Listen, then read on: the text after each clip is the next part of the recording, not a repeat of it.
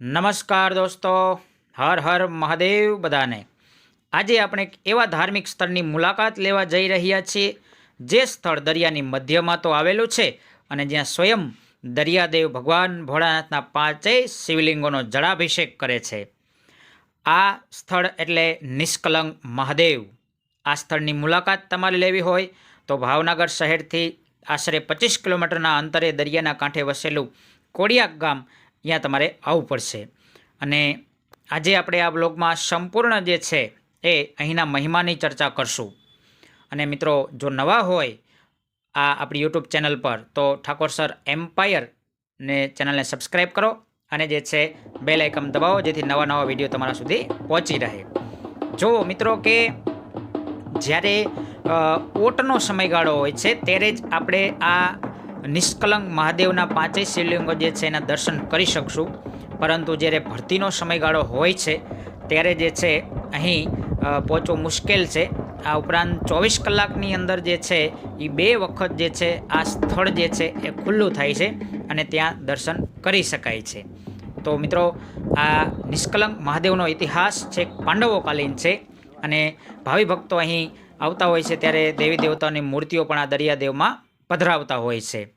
હવે એવું કહેવાય છે કે જ્યારે કુરુક્ષેત્રના યુદ્ધ પછી જે છે પાંડવોને એવું લાગ્યું કે અમે તો ઘણું બધું પાપ પણ કરી નાખ્યું છે, ઘણી બધી હિંસા પણ કરી નાખી છે, તેથી પાપથી દૂર થવા માટે પાંડવો જે છે એ હિમાલય પાસે જાય છે અને પરંતુ હિમાલય ના પાડે છે કે તમે કલંકિત છો, પહેલાં તમારું કલંક દૂર કરો અને પછી જે છે મારી પાસે આવો।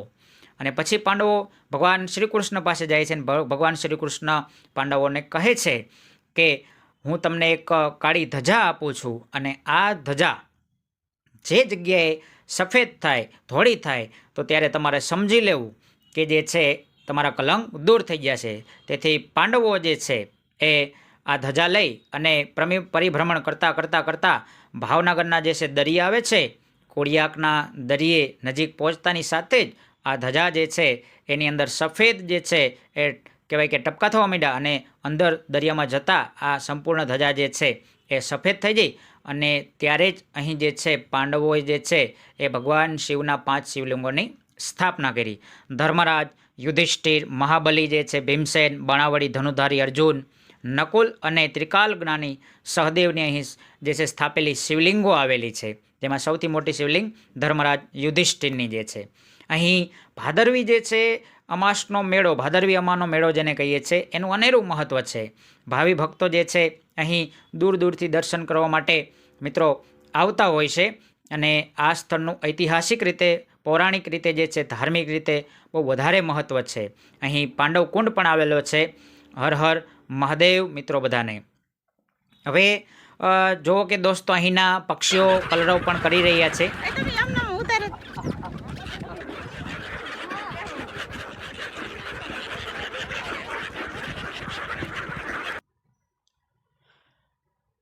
ખાસ મિત્રો કે જ્યારે આવા ધાર્મિક સ્થળો પર આવતા હોય ત્યારે પક્ષીઓને એવી જ વસ્તુ આપવી કે પક્ષીઓને કોઈ નુકસાન ન થાય, કારણ કે કુદરતનું જતન કરવું એ પણ આપણી એક ફરજ છે।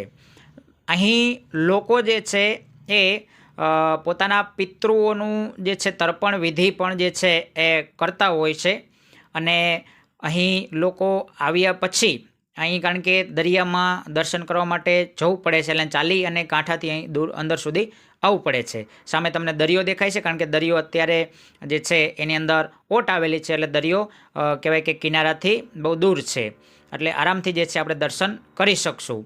અને જો કે ભાવિ ભક્તો જે છે એ દરિયા પાસે જઈ અને જે છે સ્નાન પણ કરતા હોય છે અને અહીં જે છે એ 11 હોય કે પછી ભાદરવી જે છે એ હોય, ભાદરવીનો મેળો હોય ત્યારે લોકો અહીં બહુ વધારે આવતા હોય છે।